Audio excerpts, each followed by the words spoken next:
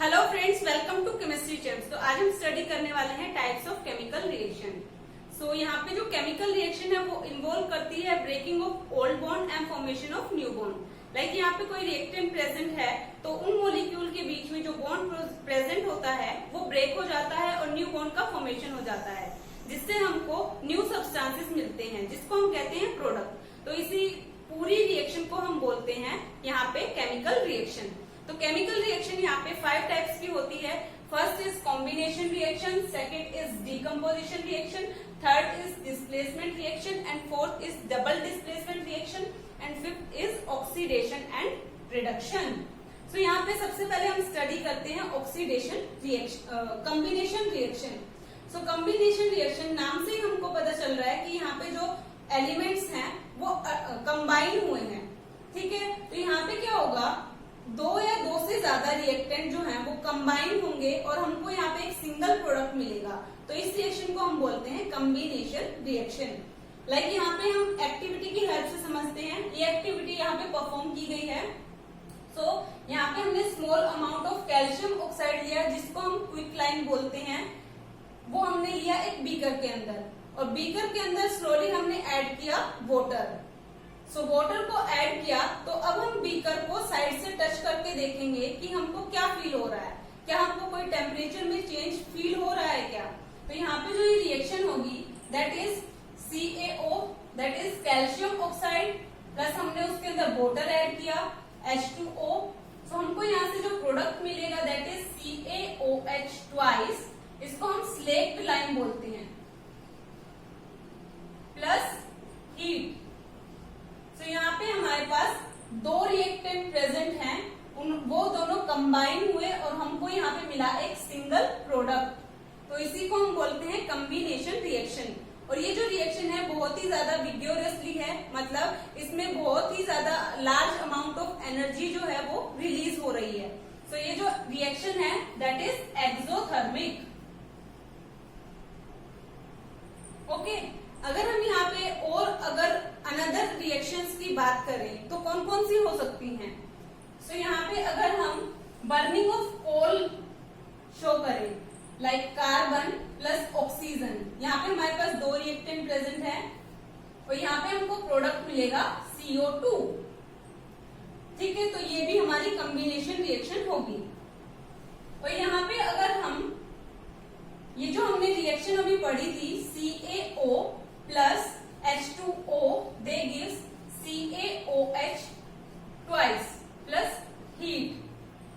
तो यहाँ पे जो ये CaOH ट्वाइस है ये यूज होती है वो व्हाइट वॉश वॉल्स के लिए। हम जब वॉल्स को व्हाइट वॉश कराते हैं तब ये कैल्शियम हाइड्रोक्साइड यूज होता है।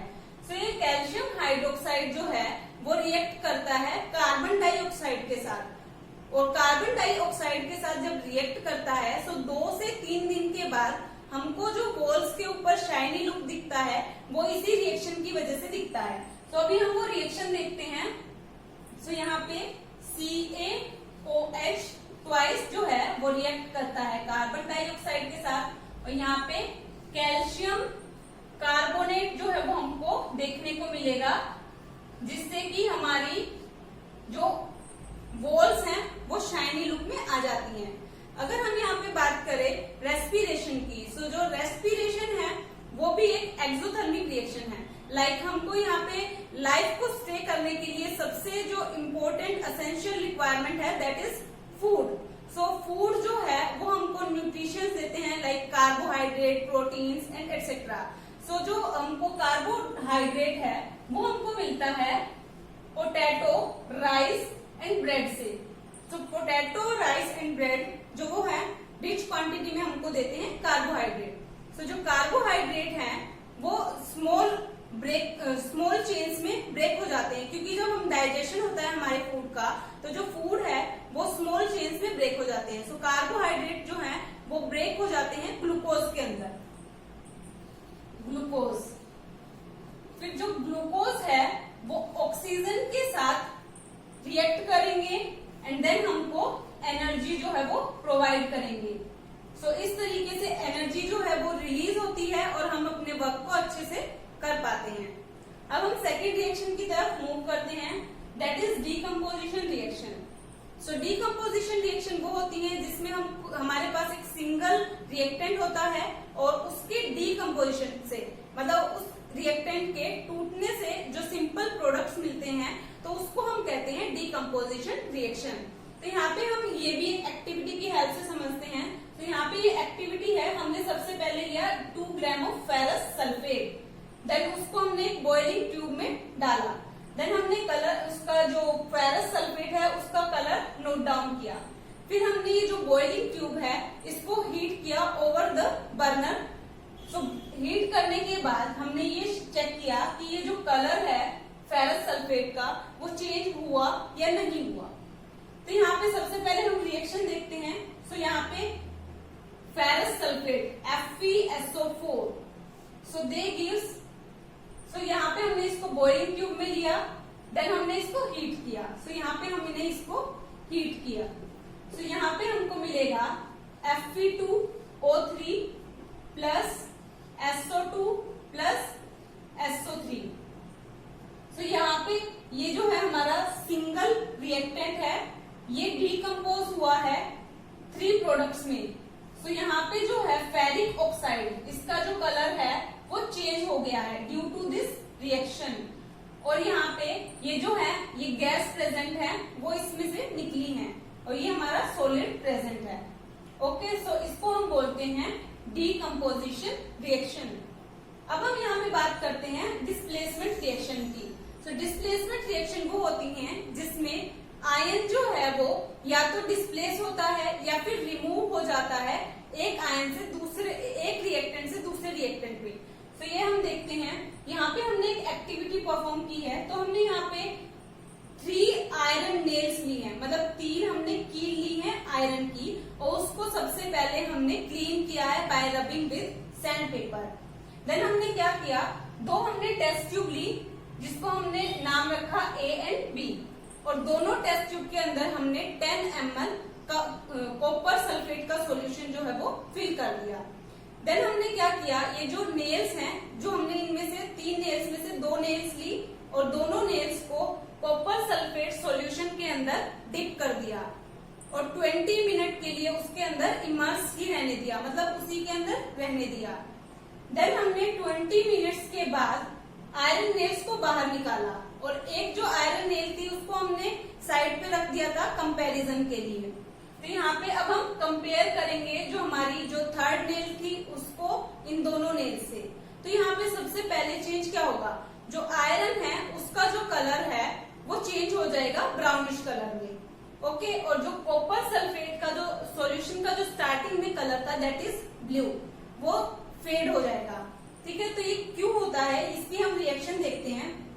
तो यहाँ पे हमने सबसे पहले लिया आयरन नेल्स ली थी, यहाँ पे आ जाएगा आयरन, प्लस यहाँ पे हमने इसको डिप किया कॉपर सल्फेट सॉल्यूशन में CuSO4।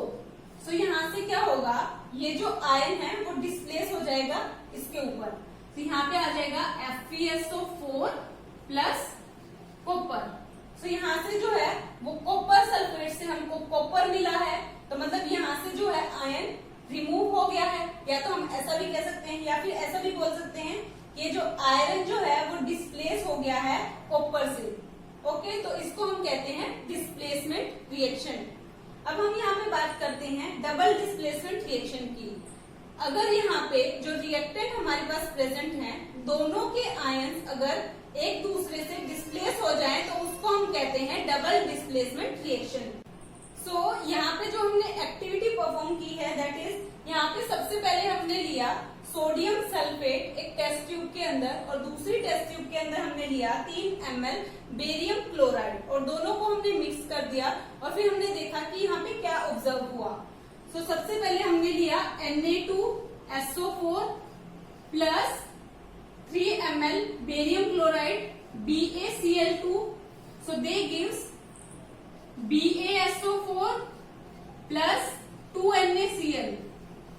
तो यहाँ पे क्या हुआ, जो Na जो था वो डिस्प्लेस हो गया यहाँ पे Ba से, और Ba जो डिस्प्लेस है यहाँ पे आ गया।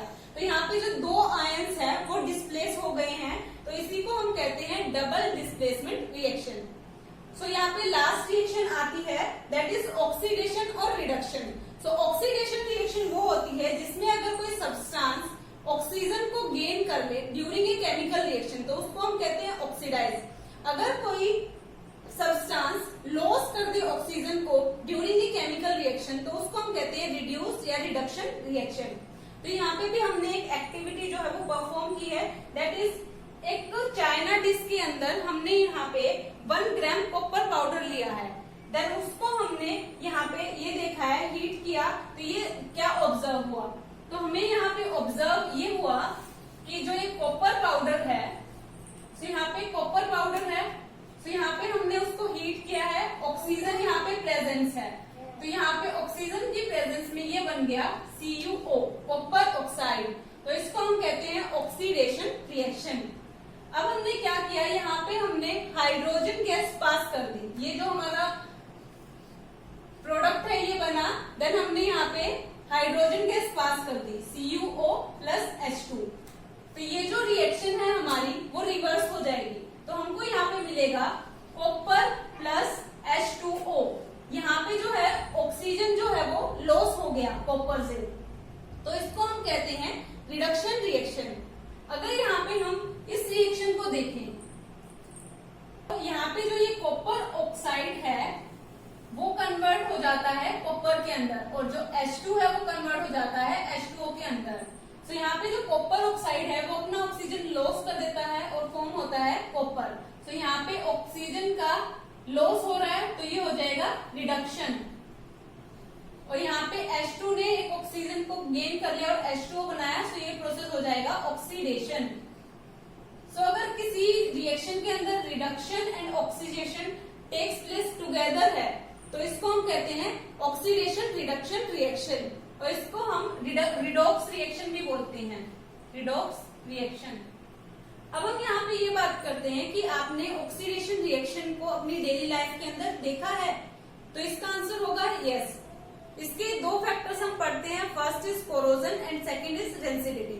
सो कोरोजन क्या होता है, लाइक हमने यहाँ पे एक आयरन का पीस है जो कि ड्यूली प्रेजेंट है सो वो जो है शाइनी लुक का होता है। अगर हम उसको थोड़े टाइम के लिए ऐसे ही रख दे तो क्या होगा उस आयरन के ऊपर कुछ रेडिश ब्राउन पाउडर आना स्टार्ट हो जाएगा जिसको हम कहते हैं रस्ट और इस फिनोमिनन को हम कहते हैं रस्टिंग ऑफ आयरन। ठीक है, तो ये जो प्रोसेस है वो आता है कोरोजन के अंदर और यहाँ पे और भी सब्सटेंसेस प्रेजेंट होते हैं जिसके अंदर रस्ट आना स्टार्ट हो जाता है, मतलब उसमें कोरोजन प्रेजेंट है।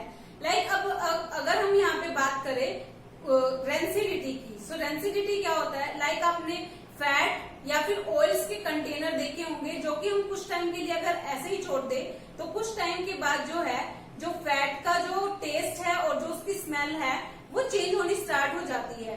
लाइक तो उसको हम बोलते हैं रेंसीड। ओके, तो इस रेंसीड को हम इसमें क्या हो जाता है जो फैट और जो ऑयल है उसकी ऑक्सीडेशन हो जाती है। तो अब यहाँ पे जैसे हम कुछ कंटेनर्स हैं उनकी बात करते हैं, लाइक एयर टाइट कंटेनर्स के हम अपने फूड को रखते हैं जिससे कि हम ऑक्सीडेशन को प्रिवेंट कर रहे हैं।